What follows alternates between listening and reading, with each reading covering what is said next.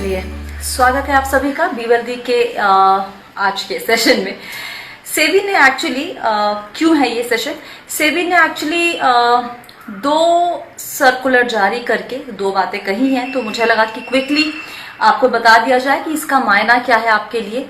बहुत major change जैसा पहले मल्टी कैप वाले नियम में हुआ था वैसा उस नजरिए से नहीं है। इस बार क्लैरिटी देने की कोशिश की है सेबी ने कि जो निवेशक हैं वो जिस तरह की स्कीम्स में पैसा डालते हैं उनको मालूम हो कि उसमें कितना रिस्क है।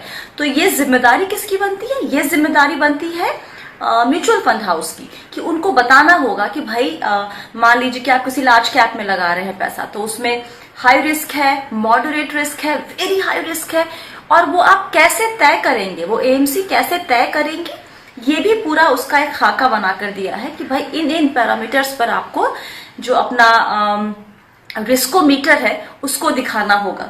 इसको रिस्कोमीटर कहते हैं। जैसा कि नॉर्मली आपने देखा होगा स्पीडोमीटर होता है ना, और उसमें एक डायल बना होता है जो दिखाता है कि भाई गाड़ी बहुत तेज रफ्तार में जा रही है, किस स्पीड पे जा रही है। वैसे ही रिस्कोमीटर में एक डायल होता है जो आपको दिखाता है कि ये कम रिस्क है या फिर बहुत ज्यादा रिस्क है, उस तरीके से। तो ये बदलाव क्यों हुए हैं और क्यों रिस्कोमीटर को के लिए नई गाइडलाइन आई है, ये समझेंगे आज। साथ ही एक और अलग से सर्कुलर जारी करके सेबी ने कह दिया कि भाई ये जो डिविडेंड पे आउट ऑप्शन या डिविडेंड ऑप्शन है म्यूचुअल फंड में, वो नाम सही तरीके से चीजों को नहीं बता रहा है, तो उसके लिए उसका नाम जरा बदला जाए। तो नाम बदल के क्या रखा जाएगा ये बताएंगे आज की इस सेशन में। साथ ही क्यों ये नाम बदलने की बात की गई है, तो किसको हम यहाँ पर ऐड करेंगे। यहाँ पर हम अपने साथ ऐड करेंगे moneyfront.in के को फाउंडर जो है और सीईओ मोहित गांग। वो बस मुझे लगता है कि वो हमारे साथ जुड़ गए होंगे। हाय मोहित। हाय हाय स्वाति, हाय। शुरू करें फिर? बिल्कुल बिल्कुल। ओके, तो दो अनाउंसमेंट, दो सर्कुलर जारी किए सेबी ने, और एक में उन्होंने रिस्कोमीटर के ऊपर कुछ कुछ चीजें बोली हैं और दूसरा डिविडेंड ऑप्शन पे। पहली चीज अगर आप ही पॉइंट से बता दें, मैंने एक बहुत हल्के में बता दिया है कि भाई क्या क्या मोटा मोटी तौर पे क्या बदलाव, क्या नई गाइडलाइन इनफैक्ट आई है। आप जरा बताएं इसे कि रिस्कोमीटर को लेके पहली बात कि बदलाव क्या किए गए, क्या नई गाइडलाइन आई है वहां पर। ओके, सो जैसा स्वाति आप बोल रहे थे, रिस्कोमीटर इज लाइक स्पीडोमीटर, जो बताता है क्या स्पीड पर आपका स्कीम चल रहा है, कौन से गियर में आपके स्कीम का गाड़ी है। तो अगर देखें इसका हिस्टोरिकल बैकग्राउंड, तो 2013 में सेबी ने सबसे पहले प्रोडक्ट लेबलिंग और रिस्क कैटेगराइजेशन की बात की थी। वहां पर उन्होंने स्केल का प्रोडक्ट कैटेगराइजेशन दिया था कि आप उसको ग्रीन, ब्राउन और रेड कर दीजिए, दिखाने के लिए इन्वेस्टर्स उस प्रोडक्ट में रिस्क कितना है। आई थिंक 2015 जुलाई में एम्फी ने वापस सेबी को रिप्रेजेंट किया और ये बोला कि स्केल सफिशिएंट नहीं है, इसको थोड़ा बढ़ाइए, इसको 5 स्केल में करिए। And that time the riskometer changed from a 3 scale riskometer to a 5 scale riskometer. And उसमें फिर moderately low, low conservative, moderately high and high risk category, 5 risk category बना दी गई। और हर स्कीम के साथ में, हर स्कीम का जो डॉक्यूमेंट होता है, किम सिड जो भी डॉक्यूमेंट्स होते हैं या जो भी एडवर्टाइजमेंट होता है, वहां पर वो रिस्कोमीटर एक नीचे से दिखाया जाता है कि वो स्कीम कौन से रिस्क कैटेगरी में फॉल करती है। बट बहुत ही जेनरिक तरीका था रिस्क लेबलिंग का। इट वाज लाइक सेइंग कि एक क्लस्टर में जहां पर जो लोग रह रहे हैं उनको इस तरह से लेबल कर दो। तो अगर कोई अफ्रीका में रह रहे हैं तो उनको हाई रिस्क बोल दो, कोई यूरोप में रह रहे हैं तो उनको लो रिस्क बोल दो। एंड इस तरह से बड़ा ही बहुत ही जेनरिक सा फॉर्मूला था, इसके पीछे कोई बहुत ज्यादा लॉजिक कभी लगाया नहीं गया था। तो typically the way it was working was कि अगर आपके डेट प्रोडक्ट्स 1 या 2 साल से कम मेच्योरिटी के हैं तो उनको लो रिस्क में डाल दिया जाता था। अगर 3 से 5 साल की मीडियम मेच्योरिटी के इंस्ट्रूमेंट है तो उनको मॉडरेट में डाल दिया जाता था, मॉडरेटली लो में डाल दिया जाता था। और उसके ऊपर वाले इनकम फंड, गिल्ड फंड भी एक्चुअली जो कि बहुत ज्यादा इंटरेस्ट रेट सेंसिटिव होते हैं, वो भी लो रिस्क में आते हैं।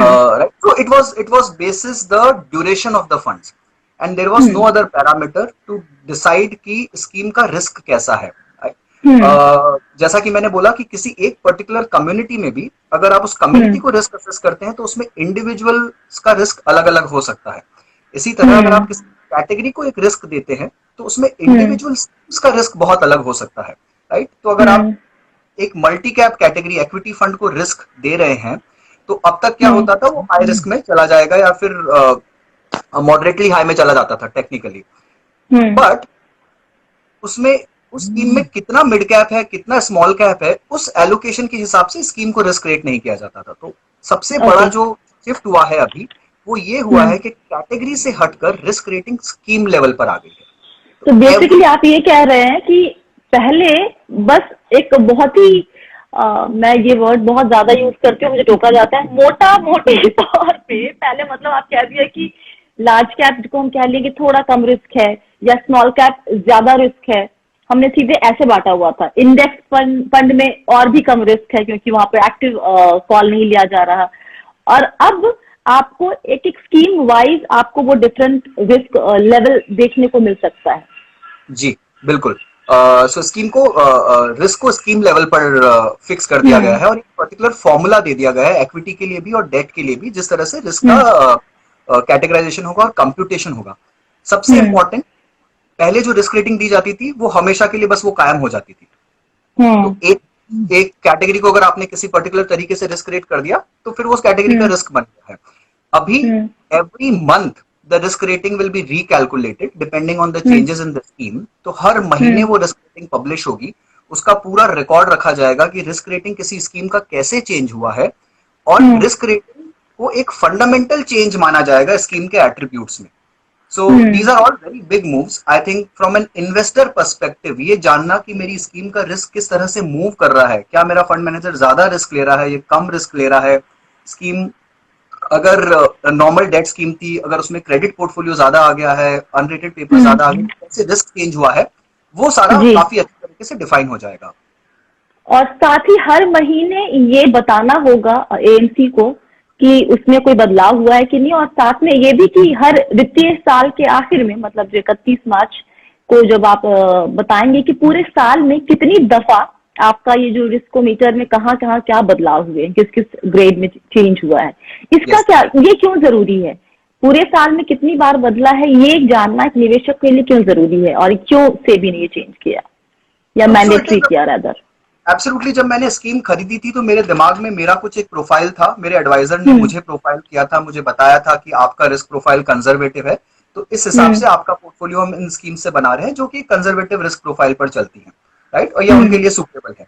अब अगर स्कीम बार बार अपना रिस्क प्रोफाइल चेंज कर रही है और कंजर्वेटिव से हाई हो गई है या वेरी हाई हो गई है, जो कि एक नया कैटेगरी है जो सेबी ने इंट्रोड्यूस किया है, तो रिस्कोमीटर में एक नया कैटेगरी भी आ गया है अभी, it is very high category.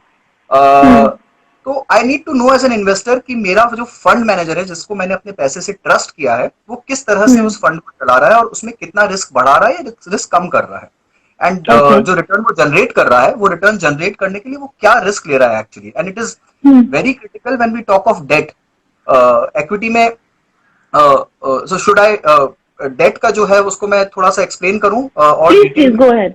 या श्योर। ओके। सो देखिए, इक्विटी में क्या होगा कि रिस्क रेटिंग जो है वो 5 से ही शुरू हो रही है। अभी जो सेबी का नया फॉर्मूला आया है, तो इक्विटी फंड्स टिपिकली आपका हाई रिस्क या वेरी हाई रिस्क में जाएंगे, जो पहले भी होता था कि वो मॉडरेटली हाई या हाई में जाते थे। पर डेट फंड्स जितने भी थे पहले, वो सारे लो, moderately low, at best conservative पे आकर रुक जाते थे, depending on the duration of the fund. उनका एक ही पैरामीटर था।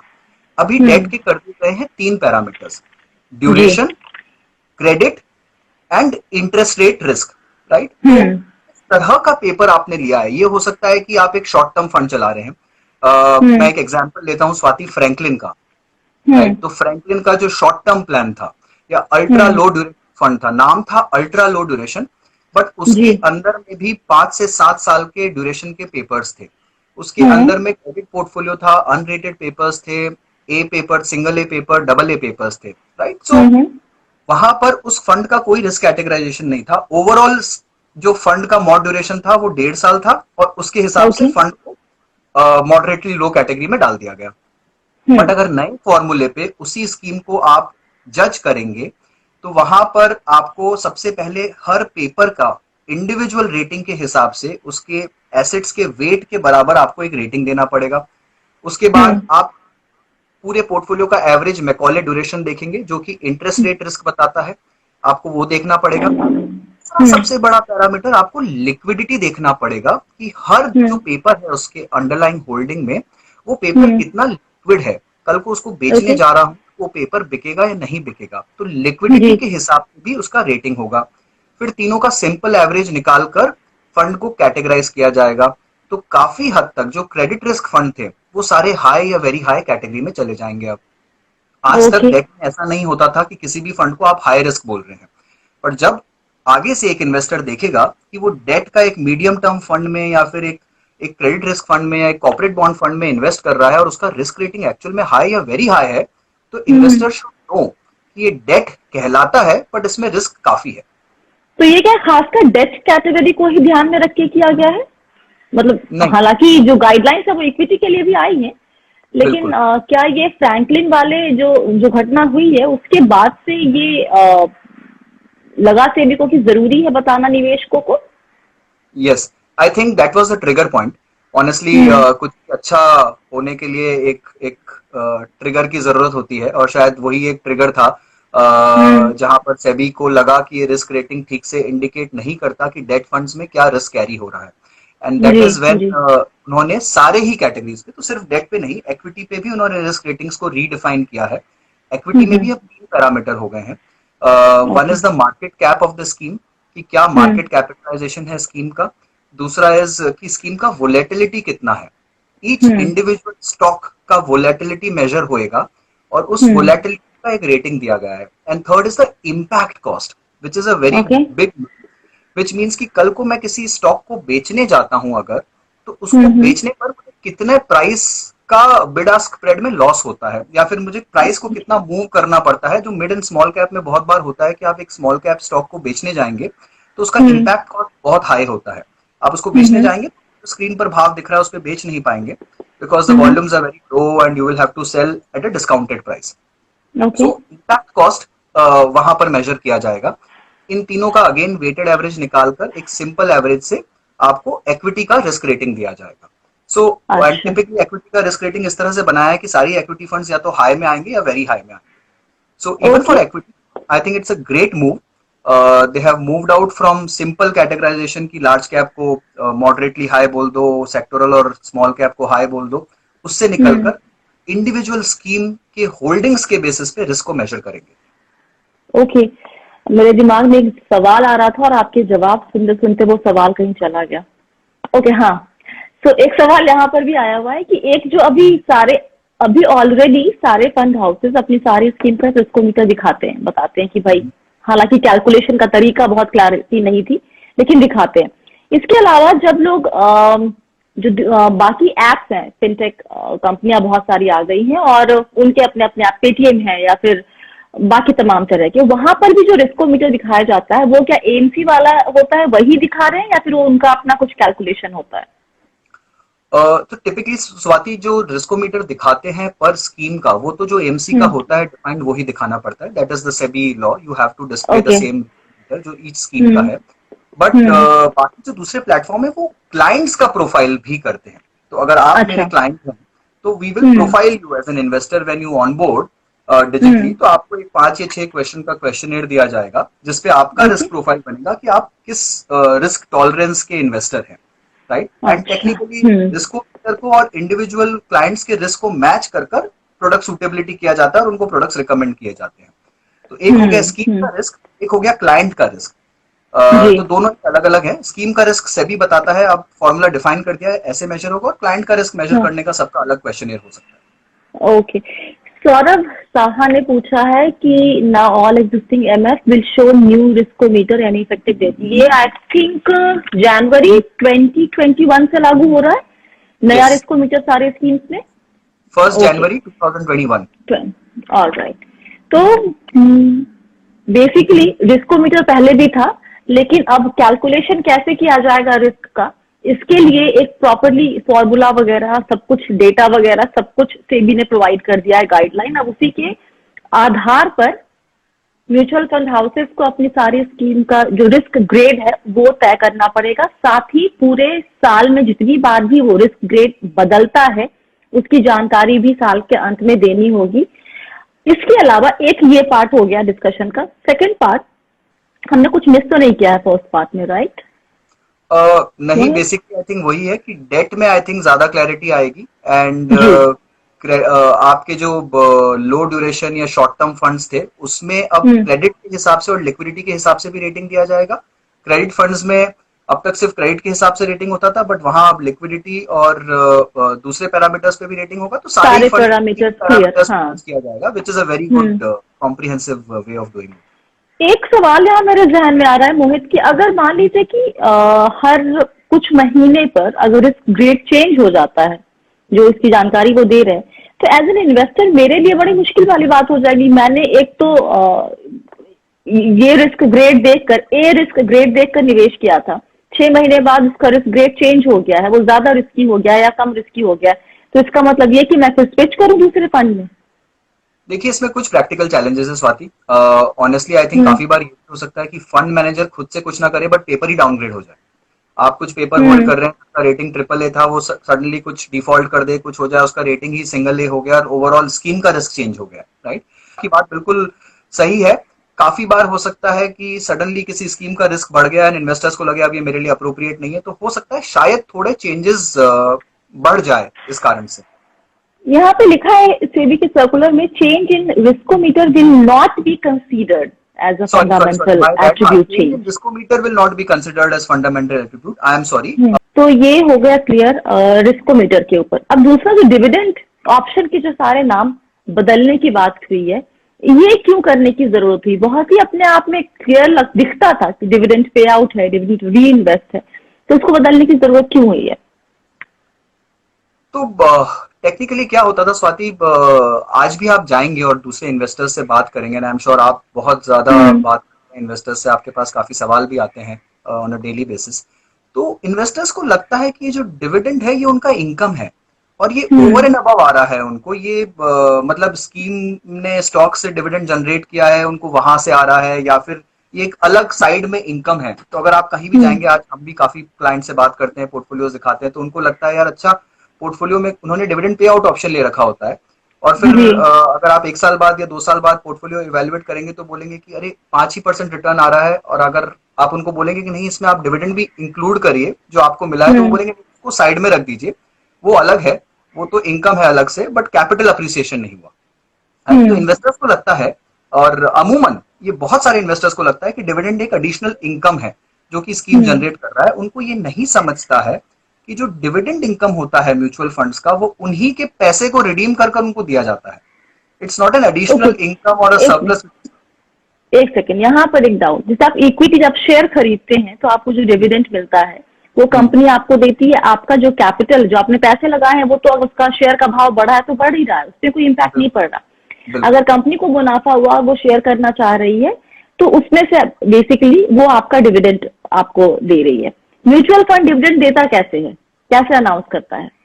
तो होता क्या है कि सपोज करिए आज मेरा स्कीम का एनएवी 12 रुपए है, ठीक है। अब मैंने कुछ स्टॉक्स बेचे, वो स्टॉक्स को मैंने जिस प्राइस में लिया था, मान लीजिए उसका एक स्टॉक का एग्जांपल लेते हैं, मैंने 100 रुपए में लिया था, मैंने उसको 120 रुपए में बेच दिया as a scheme, as a mutual fund scheme. तो 20 रुपए का जो गेन है मेरा, वो एक इक्विलाइजेशन रिजर्व में चला जाता है।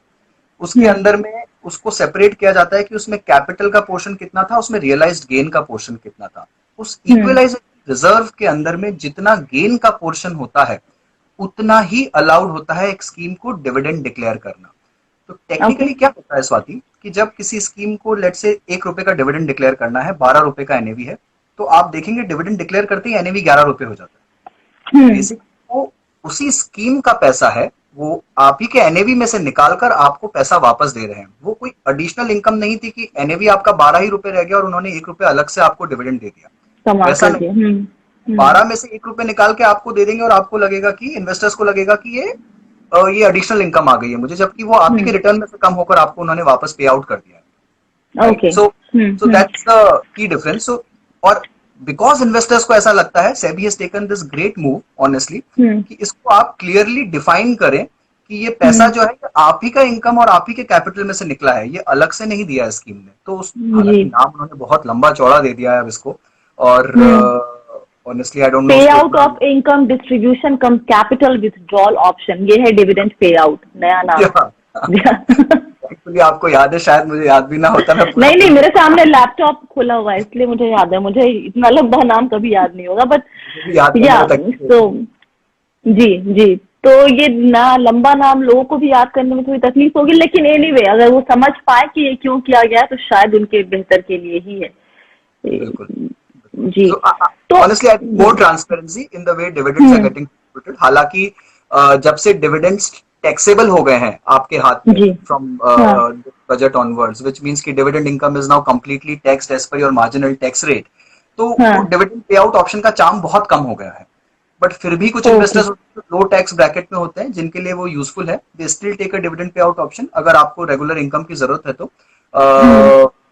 तो आप लीजिए, but you have to understand कि वो आप ही का पैसा है जो आपको मिल रहा है, वो कुछ एडिशनल इनकम आपने फंड ने कुछ एडिशनल इनकम नहीं अर्न किया वो पे आउट करने के लिए। ओके। और काफी मिससेलिंग भी हो रही थी, मैंने दो चार लोगों से बात की थी, तो उन्होंने बताया कि काफी मिससेलिंग भी हो रही थी, खासकर बैलेंस्ड फंड में। इस तरीके से डिविडेंड हिस्ट्री दिखा दिखाकर कि हम तो कितने, हम हर महीने देते हैं इतना परसेंट डिविडेंड देते हैं, और वो तबका जो रिटायर हो चुका है, जिसको एक रेगुलर इनकम की जरूरत होती है, वो बहुत आसानी से इस तरह की बातों में फंस सकता है कि भाई अगर हर महीने किसी को एक अच्छी खासी डिविडेंड रकम मिल रही है, उनको ये समझ में ना आए कि उनका कैपिटल भी इरोड हो रहा है, तब तो ऑनेस्टली मुझे ये बोलना नहीं चाहिए, but it's the most unfortunate part of this industry कि आज से 1.5-2 साल पहले जितने भी बैलेंस्ड फंड बिके हैं वो सिर्फ एक हम्म। ही थीम पर बिकते थे कि 1% डिविडेंड यील्ड है महीने का, 12% आपको साल का डिविडेंड आ जाएगा, या 8% आपको साल का डिविडेंड आ जाएगा, and that's hmm. The way across the street एक नॉर्मल बैलेंस फंड को बेचा गया था, and that's why balance hmm. Fund at that point in time बहुत बड़ा कैटेगरी बन गया